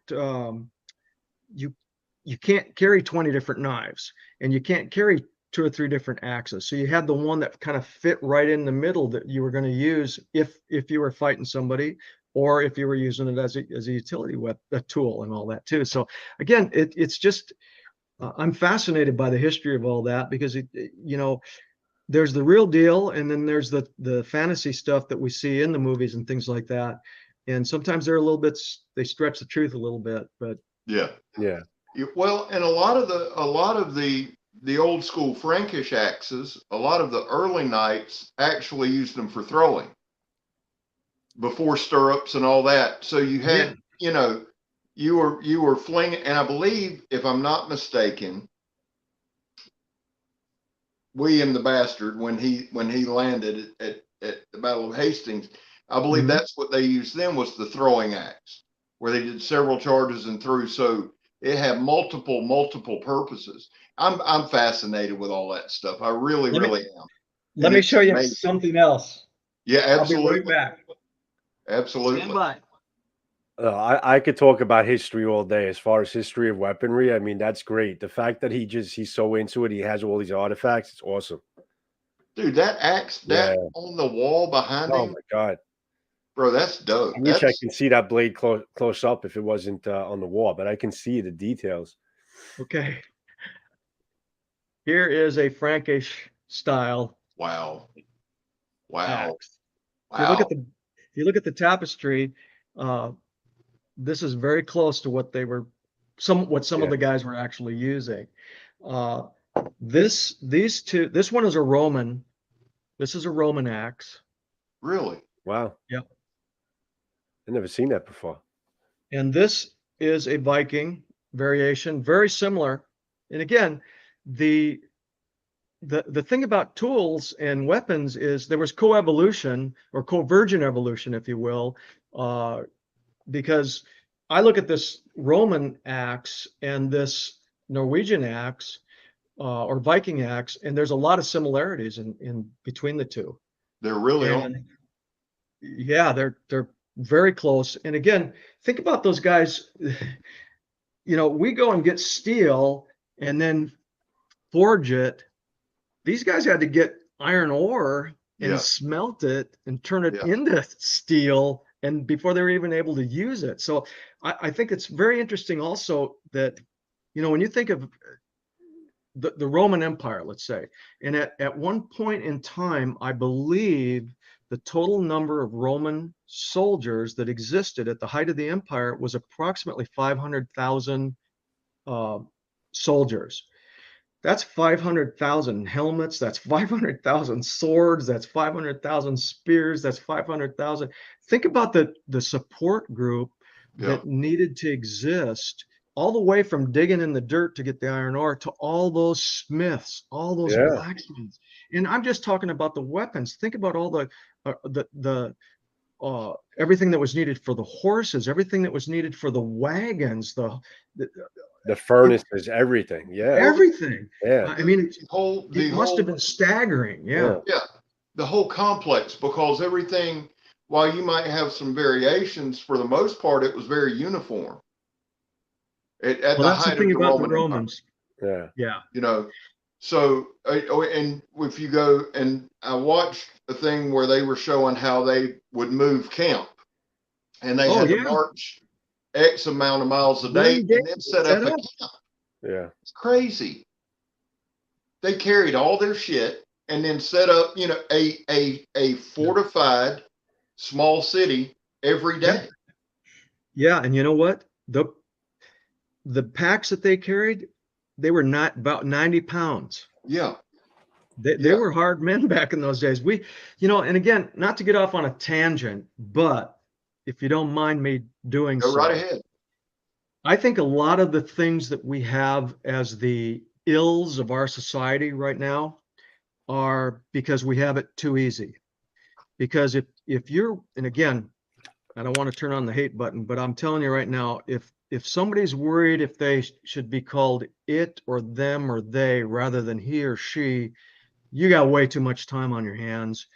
If that's the thing that's eating at your soul, because I was listening to a guy the other night and he said, you go back 2 generations, you didn't have stress because every single moment of the day was stress because you had to work to see if you were going to have food on the table that night.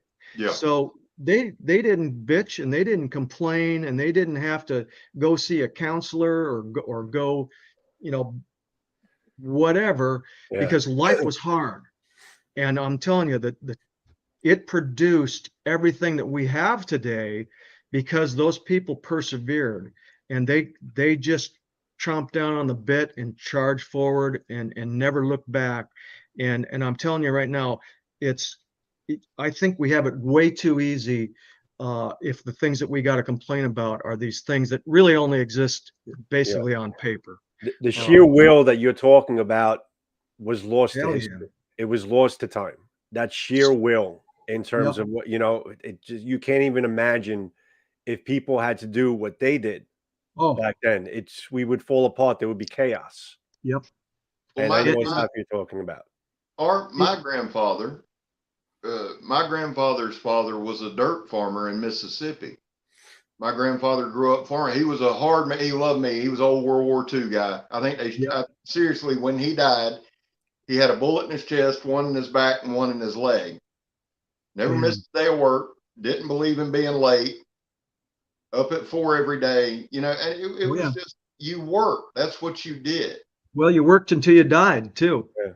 And you get, yeah. But they lived. The thing is this too. There's a kid that works with me, and he's 21. He doesn't have a driver's license. He said today I had him sandblasting today, and I went to lunch, come back, and he's in the shop. I said, "What are you doing?"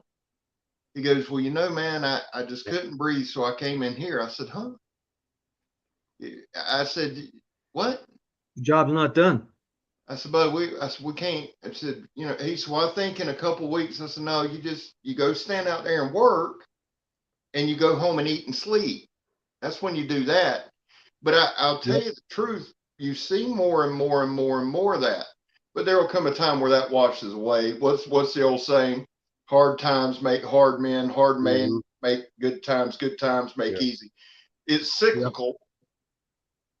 And I hate that, my kids and grandkids probably have to go through it, but it'll have to happen. Yeah. Or everything just stops. Yeah. And I pray to God that you're right about that. It is cyclical. I just wonder how long this cycle is going to last before we get back to serious business because, again, one of the things, I know what I wanted to bring up. And Joe, are you the computer guy? On my Instagram, a few, oh God, I'm so proud of this. This is something I wanted to. Well, how about I bring up the Instagram page and you just tell me where to stop? This is where you stop. I'm looking at it. Okay. I'm looking at it. I'll bring it up. Okay. I want to talk about that for a minute because that was, again, one of those things where I was like, holy smokes, this actually happened to us. It's a book by my friend. His name is Nicky Ballou.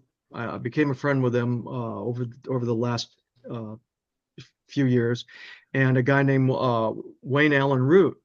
And they wrote a book several years ago called the Boycott, the Great American Boycott, or something like that. And they listed a bunch of companies that the top 100 companies not to do business with because of their ties to overseas manufacturing, China, Russia, whatever it happened to be.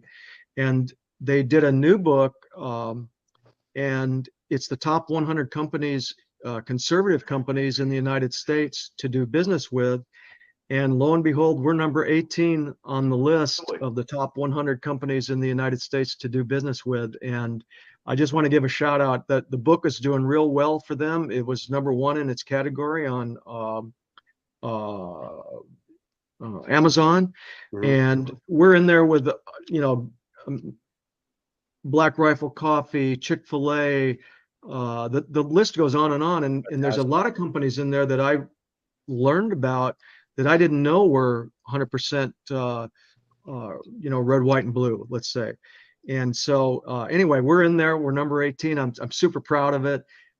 They recognize that in us. And congratulations with that. That's great. That's a great awesome. achievement. I love it. And again, I see things in our industry, because I'm in the industry, that really bother me. The fact, well, in general, is the Chinese influence that we are all suffering from, and our addiction to cheap Chinese-made products. That money is funding a sworn enemy of the United States, and I don't have any trouble saying that to anybody, no matter where they're from or who they are. It's a fact that the communist Chinese government is doing everything that they can possibly to break the United States, break our will, and eventually, maybe go toe to toe with us. The thing is, and I know this for a fact, they're deathly afraid of the American soldier. They know that the American fighting force, airmen, Navy, Marines, that we are the strongest fighting force in the world, and that our soldiers, when called to task, are the most formidable fighting men that pretty much have ever walked the face of this earth. And so they're doing everything they can to break us down and make those soft men, because they don't want to face the hard boys that still exist in this country. So again, I'm getting way too political. Sorry to get off on a rant, but no, you mentioned that about hard times and hard men. We still got a few of them. True. And here's the other side of that. There are still a lot of hard men in this country. Yes, there's still a lot of hard working men in this country. The problem is, and will always be, and we'll veer from this in a minute, but you've always got the mouthy minority. And so it builds a perception, and you build that perception, and perception will become reality. But there's enough there that, and it doesn't take people. You hear this a lot, but revolution, all this stuff, it doesn't even take that. Just make a stand. You don't have to do that. Just stand and stand on what you believe, like you're doing. And congratulations on being on that list. Seriously, sincerely. Thank you. There's very proud of it. And that's awesome. And we're glad you're here. And anything you want to talk about, trust me. Yeah. We're good. Okay. We're good. See, here's the thing. Thank goodness for these knife people, because I would say almost all of them are of the same ilk as we are. And that's another thing that makes it so much fun to be around people that are like-minded. And again, I don't ever want to paint myself into a corner where I only have people that think like me around me. Believe me, in California, that's impossible to do, because I am a minority. But at the same time, it sure is nice to be able to speak freely with people and not worry about somebody giving you the evil eye or calling you crazy. Well, there is a brotherhood within this whole knife community, and his shirt, Brother with a Blade, there's just so much truth in it. There really is a very strong knit bond between us, and we're spread all around the country, but we're all like-minded, and it brings us together with the Blade, and it's just an amazing thing. And there's definitely a lot of truth into that. There is a brotherhood, between us, and I'm sure we're going to feel it, in Blade Show. That's why we want to go to Blade Show. Yeah. To be honest. Oh, you'll have a blast. Yeah. I want to go, and I want to talk, and we talked about this a lot last night. The idea with Blade Show, because I'm in a very good position. I'm very blessed with knives. I just am. I've got them. I'm in my war room. Yeah. And I've got them stacked up. So I'm blessed there. So I want to go look, and I want to see things that I haven't seen. I have a friend, Jed Hornbeak, who is an amazing maker, who's going to do phenomenal. But I want to go and just be and talk and visit and meet and greet and do all of that, and be with people who love knives. Well, here's the deal about Blade Show. you're gonna rub elbows with the best knife makers on the planet Earth, and there are gonna be a lot of them there. For you guys, it'll be like a kid in a candy factory. Yeah. But I must tell you this: Okay. do not miss staying after the show and going down to the pit, they call it, because now you're not at the show, but you're rubbing elbows with those guys and sharing drinks and swapping stories, and you get to really understand and know these guys like they'd be sitting at the bar next to you sharing a beer. And it is a blast. It is. I look forward to it so much because there's no table between you and them now. Yeah. Right. It's just a handshake That's and fun. You'll love it. Do That's not what miss we're going looking there. forward to the most. There's not one person that has experience with Blade Show that doesn't mention exactly that. That is the best part of the entire experience of being there, and It's it's just, awesome. and you're kind of just really reinforcing it once again. Okay. Yeah, that's great. You guys Yeah, are we're cool looking enough. forward to it. Yeah. And hopefully we'll get to meet. I know you're going to be slammed.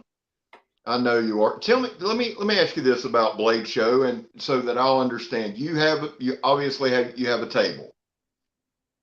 The lottery is for your custom knives, but anybody can come to your table, correct? Yes, sir. The table is, we've got a booth actually, so we'll have our crew there, and my daughter, my son, my wife.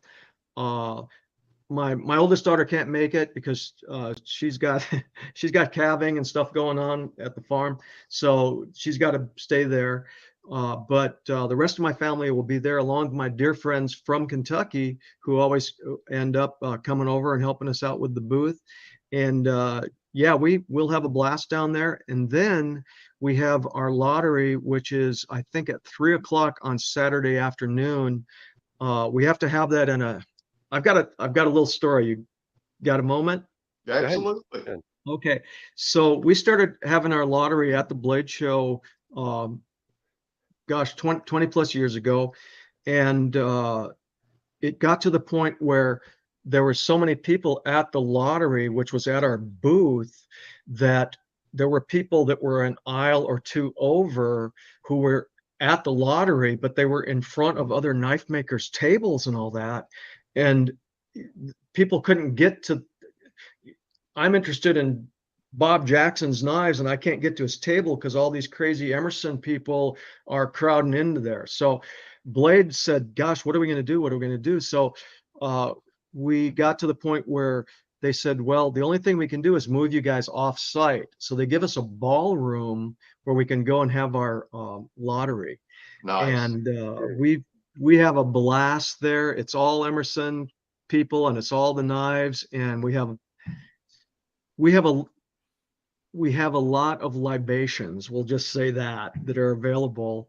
And you got to see it. Whether you enter or not, you got to come and see it at least one time. How do you describe it, Ernie? Which room would it be? Do you know the actual room? I don't, but it'll be listed at our we'll booth. Find it. Yeah, we'll find Trust it. me, Yeah. we'll find it. Our booth will have the. It's just remember the time, because it's at 3 o'clock on Saturday afternoon. So, but yeah, sometimes there's been times when we've had over 1,000 people in the lottery, and I'll only have 40, 45 knives available. So it's a phenomena. Again, I've just been super, super lucky to be in the right place at the right time, and it's just a gift to me. I'll never take it for granted. One of the things that I want to say to the audience is, I only get to do what I love to do because you guys are interested in what I do. And if it wasn't for you people that have decided for whatever reason that you wanted to come and get an Emerson knife, I wouldn't be where I'm at today, and I wouldn't have anything. I will never, ever take that for granted, and I won't exploit it. And I always treat it with kid gloves and with all the respect that it's due, because without the people that are interested in my knives, I'd be a guy with a closet full of boxes of handmade knives. Yeah. Well, they do it. I can tell you as an Emerson fanboy, and anybody gonna say anything about it. I always have. They do it because of you. The knives are phenomenal, but it's you, and it's your genuineness. It's your passion for this community. It's your passion for knives, and it's your genuineness. I can tell you why they do it. And there's something about a buddy of mine, DJ Horn, and I'll make this quick. DJ is in the industry, right? Yep. He introduced me to Miss Claire, Robert Young Pelton's daughter, and Bill Harsey, and all that. Yeah. And so I text DJ today and I said, hey man, Ernie's coming on tonight. And so there was like about a 5-minute pause, and he said, dude, that's big. And I said, yeah. And then he shoots me about three paragraphs of what I needed to do on Instagram. He's like, bro, you've got to do this. And I started laughing. I said, man, we got it. He goes, you know what to do. But it's that, like you coming, my son last night, you know, you guys contacted us, which we're so appreciative. And we started kind of a blitz. And so I put a thing on Instagram, and my son, he's, like I said, he's at the academy in Tuscaloosa. He commented, he said, Dad, this is going to be cool. And I said, yeah. It wasn't an hour, and we were doing the live. He goes, dude, you're having Ernie Emerson on your channel. I said, yeah. And so it's you. That's the whole thing, man. And thank you so much for being here. And I hope at some point we can do it again. I really do. I know you're slammed, but we'd love, you have an open invitation. Absolutely. It's actually when you have that book release, I think it'll be a great time to have you come in again, you know, the next book release, because I know there's a lot of other things I wanted to talk to you about. And I think we're going to have to make it for another show. As fun as this is, there's definitely a lot more that I think we could get into. And I don't know if you can see the chat, but if you can go back to this later on when the chat, it takes time for the chat to come up, probably like a day or two.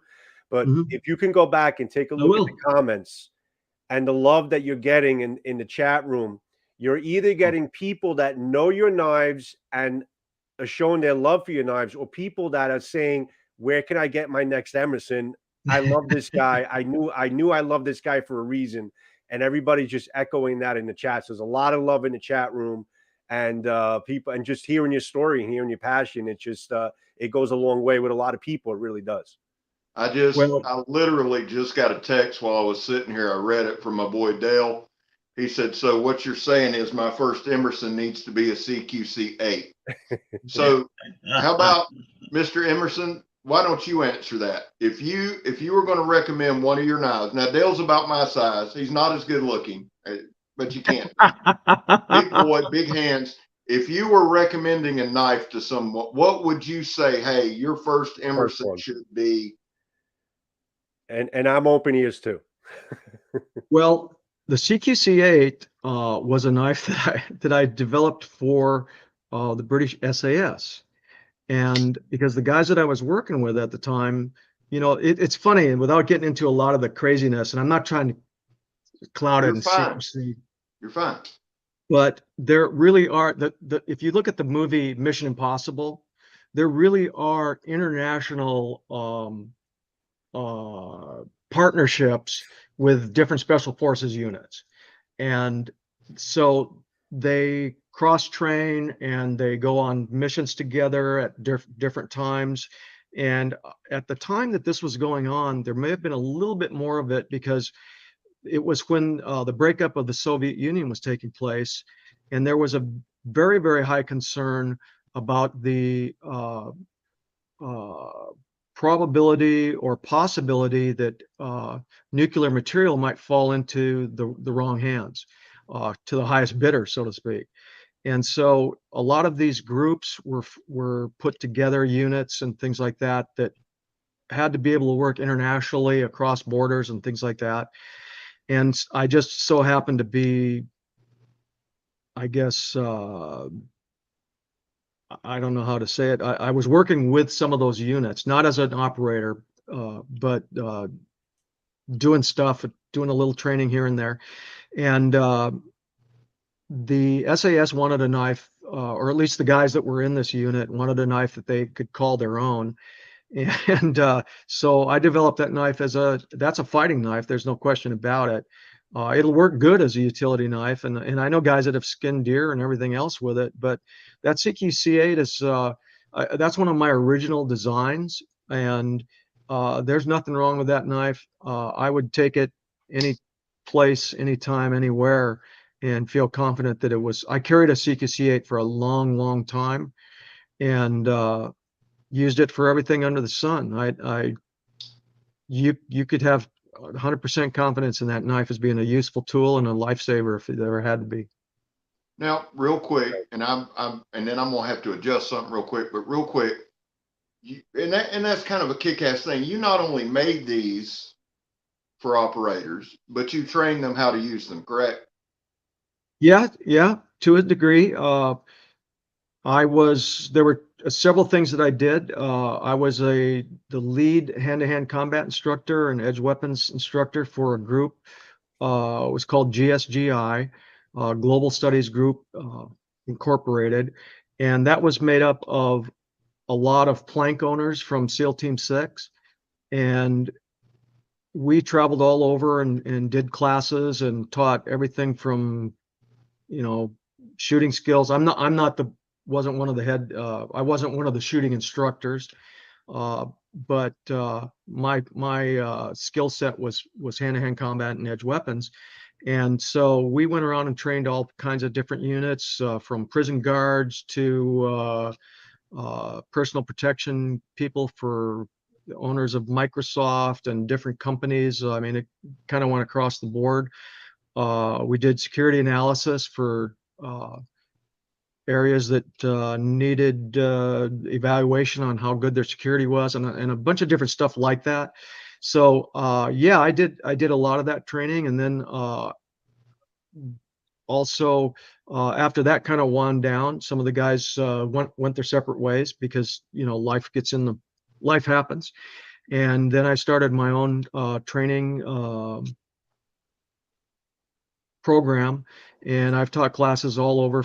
I taught, one of the things I did is I went over and taught the guards at Parliament in England that guard Parliament, and a lot of other people that were over in Europe and things like that. So yeah, there's a whole aspect of that, and again, it's I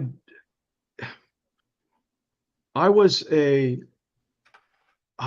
it's funny you brought that up at the very beginning, Scab. I love to fight, and that doesn't mean that I'm a bully or anything like that. I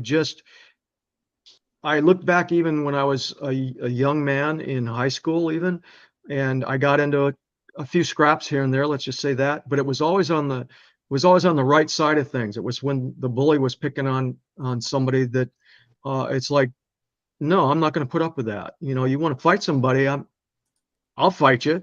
And those were the things that I guess kind of, when I said that, I like fighting. I actually do, and I've never been able to figure it out. But I've had my rear end handed to me more times than I can probably count. And but it's something that I don't know what it is. I don't. Maybe it's the Irish thing. I don't know, but the Irish thing, yeah. Well, I don't know where I'm going with that, but it's a challenge.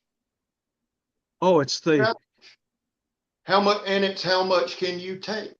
Yeah. And keep going. How much can you take? How much can you dish out? How does it end? There's going to be people watch this and misunderstand that completely. They don't get it. But then there's going to be a large group that watch this channel that go, I know what they're talking about. They're not trying to be tough. It's not, it is in a sense, but it's not trying to, it's not the perception of, I'm a tough guy. That's not it. It's a personal thing. It's a personal challenge to see what you're making.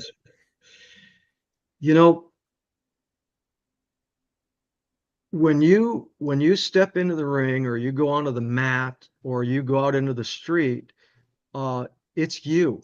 Yeah. It's you.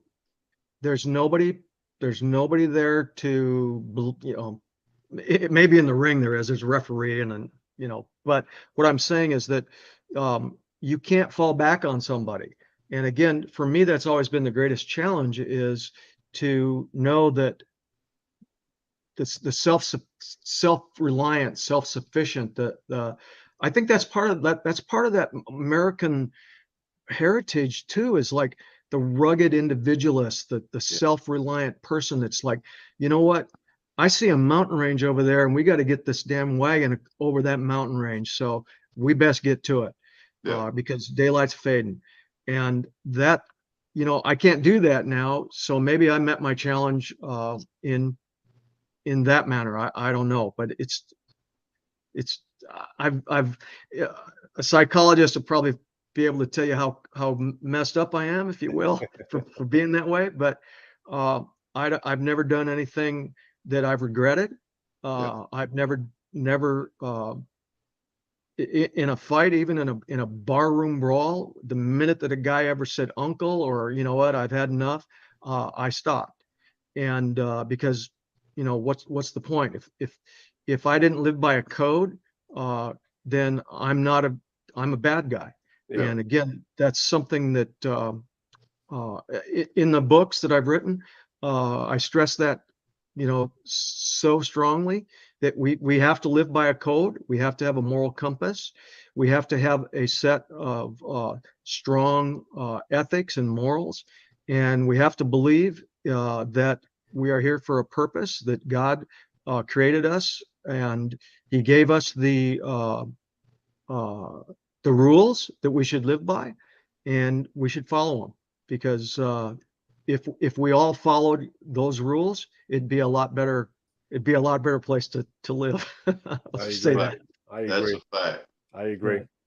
Well, listen, we've gone about 2 hours, and I don't want to keep you anymore. I'm on your website on the other page right now, by the way. I'm just looking at you. Listen, I say this sincerely. I hope you'll come back. Yes. I really do. Sure. I love to talk. Mary says that's my greatest weakness. It's when somebody gets me talking. Hey, we're right there together. We're right there together. It would be an absolute pleasure to have you back on the show with us, especially let's make a plan. When there's the book release. Not like you need our help, but I would love to be able to talk about the book and show the book and all that. Sure. Anything that comes up. I mean, you know how to reach me, so just reach out, and then we'll love to have you on, and then and people will love to see you. That'll be great. Well, I hope they do. I hope that people have enjoyed the time we spent together. Oh, they did. There's just, like I said, there's a lot of love in the room right now in the chat, and there's people that are on your site as the show is going on and checking out your knives. It's pretty funny. Like, you really got it. I've been reading the whole thing. Throughout the whole thing, and it's been great. It's been a lot of support on the other end as well. Well, that's excellent. I'm glad. Yeah. Well, I want to thank you guys for having me on, because again, the other thing too is I still will go to a new show somewhere, like when a show will be in a new venue. They have one, the Blade Show West. They moved out to Salt Lake City, and we will still, and again, I don't think we're all that, but it's always a reality check when people come up and go, Emerson Knives, are you guys a new company, or how long? Never heard of you. And so it really is important when we have an opportunity like this, where you have a big audience of people. There's people out there that have never heard of us, and so I really truly appreciate it. It helps. It helps every single time something like this happens, and it really is important to us. I want to be able to have my kids be able to make those designs that I got in those books. So you guys are helping us ensure that. That is awesome. Yeah. Well, you are welcome anytime. Listen, Forever. Thank you. Joe, brother, why don't you sign us out? I'll let you guys finish up. Ernie, if you have any last thoughts, share them, and I'm going to sit here and watch y'all. My last thoughts are thank you. Thank you guys. Thank everybody that is out there listening. I hope you had an enjoyable time, because Everybody did. We love your knives, and I think before this show, I loved your knives. I love the look of your knives and everything about them. But you as the forefront of the company just makes me want to love your company more, because of your beliefs and just basically what you bring to the table is fantastic. And I have yet to meet another, knife maker like you. It's been really a thrill, to hear you talk and hear your passions, because you're sharing your passions like we do as people who love knives. So it's you're not just in it just to do it. You're in it because you love what you do. And I could see the smile on your face from, like SCAB said, from the minute we kind of came on to the end, and that's great. So thank you so much for joining us. Definitely let's do this again. Really looking forward to shaking your hand at Blade Show. Oh, yeah. And we'll definitely meet, at some point and having a nice shot. Yeah, absolutely. Absolutely. So without a doubt, definitely without saying. And to everyone in the chat room, thank you for sticking with us. Yeah, guys, I didn't think we were going on for 2 hours, and we've been on for over 2 hours now. So thank you for everyone for sticking with us the whole time. Thank you for everyone overseas, Steph and Klaus, JR, for staying up late. I know it's like 2, 3 in the morning for you guys there, and I appreciate you guys for staying in the room with us. Hope you guys had a great time. I know we did. And I'm going to sign it off. Again, thank you. Thank you, SCAB. Guys, stay on when I end the broadcast. And everyone, have a good night. And until the next Blade Talk, we'll see you when we see you. All right? We love our knives. And we love everybody. And we love Emerson. All right. Have a good one, guys. Have a good night. Ciao, ciao now. Bye-bye, guys.